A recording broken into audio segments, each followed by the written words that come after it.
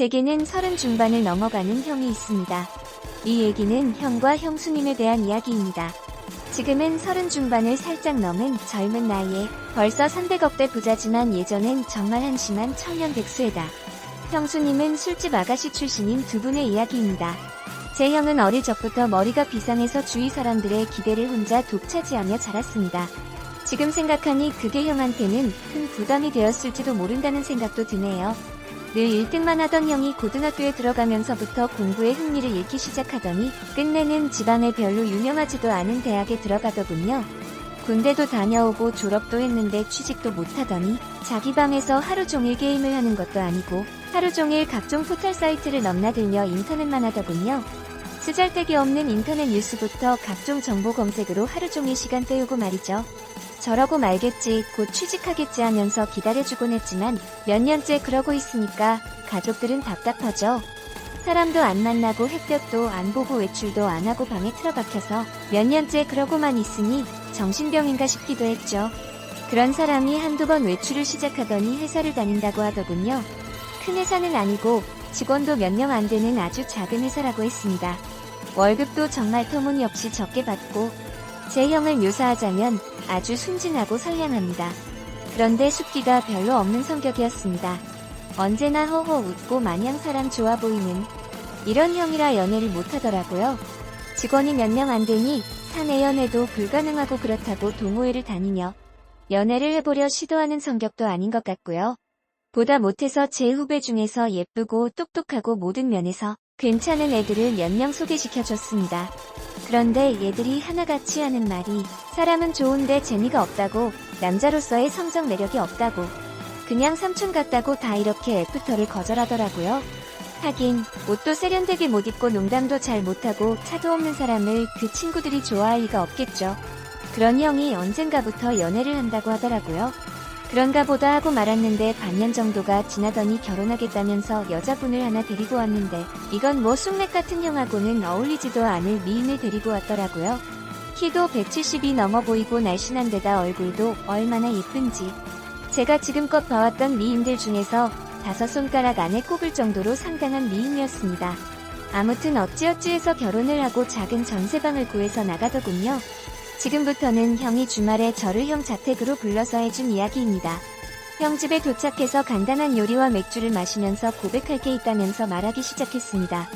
형이 회사를 다닐 때 형이 맡은 프로젝트가 잘 끝나서 사장이 크게 한턱 쏜다며 여자와 노는 술집으로 갔답니다. 여자에겐 쑥맥인 형은 제대로 놀지를 못했고 구석에서 어색하게 앉아있다가 같이 앉은 아가씨와 맥주를 서로 따라주고 홀짝거리면서 얘기를 주고받았답니다. 형은 그 아가씨가 참 마음에 들더래요. 다른 직원들은 각 파트너를 데리고 호텔로 갔고 형은 그냥 조금 걸었으면 좋겠다고 하면서 아가씨와 길을 걸으면서 이런저런 얘기를 나눴답니다. 좋아하는 노래, 영화 같은 얘기부터 별의별 얘기를 나눴다고 하더군요. 정말 오랜 친구 같은 느낌이 들더랍니다. 지루한지 모르고 얘기 나누며 그렇게 걷다가 호텔로 갔대요. 사장이 준 호텔비로 룸을 하나 얻고 아가씨를 객실까지 같이 가지고 그냥 나왔대요.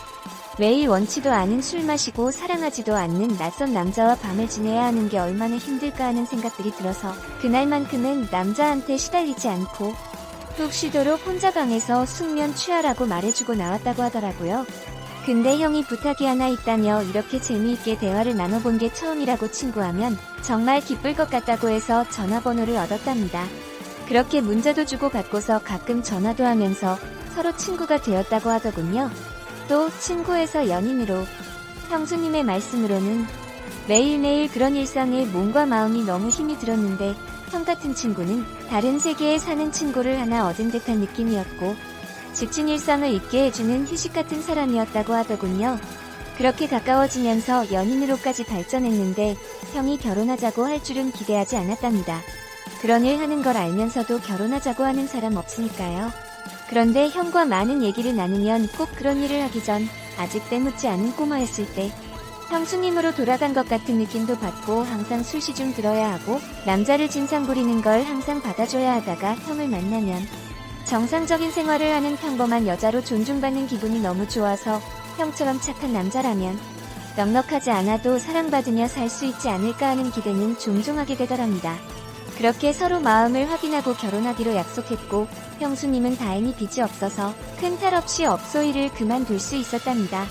결혼 후에는 형이 회사를 관두고 음식 파는 가게를 시작하고 싶다고 해서 부모님께 2억을 빌려 가게를 냈고 예상 밖으로 돈이 더 들어서 형수님이 예전에 일하면서 모아뒀던 1억 5천까지 보태어서 시작했는데 3개월 정도까지 안 되다가 점점 단골이 늘고 해서 소문이 나면서 북적이기 시작했답니다.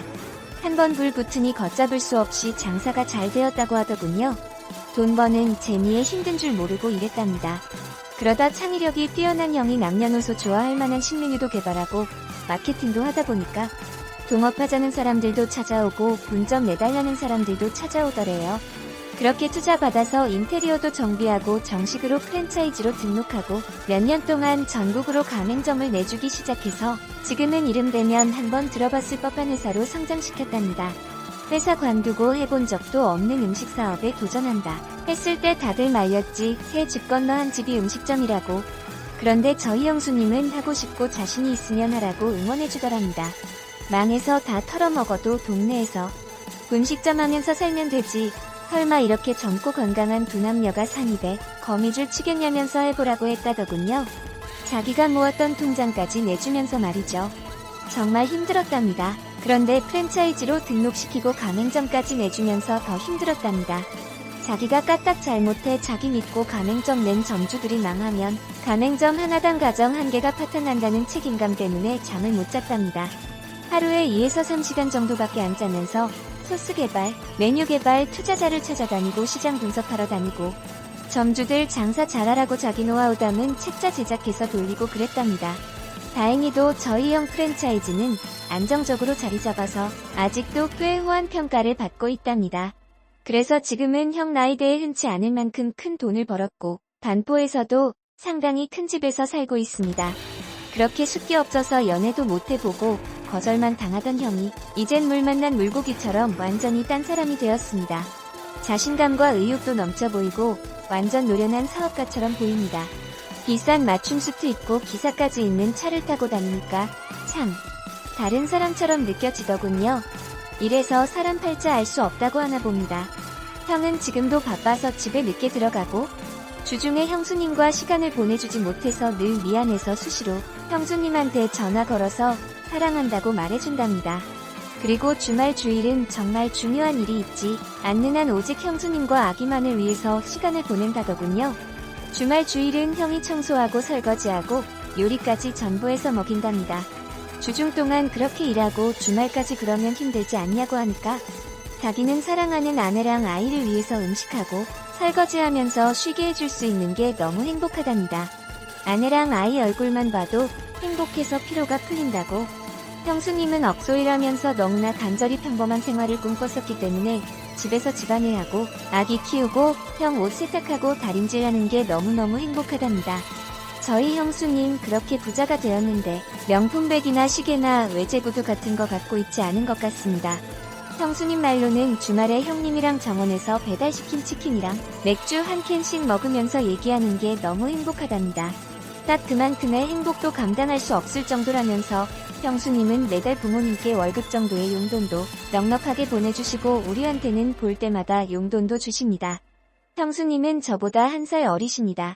그런 형수한테 학생도 아닌 번듯한 직장 다니며 나름 연봉도 꽤 받는 제가 용돈 받는 게 웃기는 것 같아서 애도 아니고 용돈 주지 마세요 했더니 수가 자기가 번 돈이 아니라 형님이 번 형돈이라고 자기는 단지 전해주는 것만 할 뿐이고 아무리 나이가 들어도 형한테는 언제나 어린 동생들이니 형이 용돈 주고 싶어 할 거라면서 받으라고 하는데 이거 참 난감하더라고요. 부모님은 형수님을 참 좋아라 하십니다. 남편한테 잘하고 시부모님께 잘하고 참하고 인물도 훌륭하고 뭐 보는 사람마다 며느리 칭찬을 하니까요. 저희 부모님도 형수님을 딸처럼 아끼십니다. 늘 우리 딸 그러시거든요. 처음엔 형수님 외모가 너무 바비 인형 같아 어리숙한 형 등쳐먹으려는 꽃뱀이 아닐까 하는 의심도 했었지만 지금은 존경스러울 정도입니다. 시부모님과 우리가 형수님께 너무 잘 대해줘서 형수님은 자신의 과거에 대해 숨겨온 것에 대해 지금껏 늘 죄책감을 갖고 살았답니다. 그래서 털어놓고 싶어서 지금에서야 우리한테 말하는 거라고. 그래서 전 누가 뭐래도 형수님은 우리 식구들이 가장 좋아한 우리 형수님이었고 앞으로도 그럴 겁니다. 형님과 형수님이 성실하게 살았다는 건 알았지만 그렇게 남들보다 몇 배로 애를 쓰며 살았다는 것까진 몰랐네요. 형수님 앞으로도 우리 형님 잘 부탁드립니다. 고맙습니다 하면서 절을 하니까 형수님이 고맙다면서 우시더라고요. 저까지 마음이 아프더라고요. 얼마나 마음고생을 하셨으면. 인간적으로 존경스럽더라고요. 잠도 못 자고 남들보다 더 애쓰며 살았고 그 정도의 큰 규모 사업체를 잘 이끌어가고 있고 부자임에도 사치하지 않고 건전하고 예쁘게 사는 걸 보니 내 형님 내 형수님이지만 인간적으로 너무 보기 좋습니다. 부모님께는 아직 말씀드리지 않는 게 좋겠다고 했습니다. 저야 젊으니까 이해할 수 있지만 어른들은 그렇지 않을 수가 있거든요. 죄책감을 덜기 위해 말씀드렸다가 혹시나 더 큰 걸 감당하셔야만 할까봐 서로 상처가 될 수 있는 사항이잖아요. 아무쪼록 모든 분들이 저희 형님과 형수님처럼 현명하고 예쁜 사랑을 했으면 좋겠습니다. 긴 글 읽어주셔서 감사합니다. 제게는 30 중반을 넘어가는 형이 있습니다.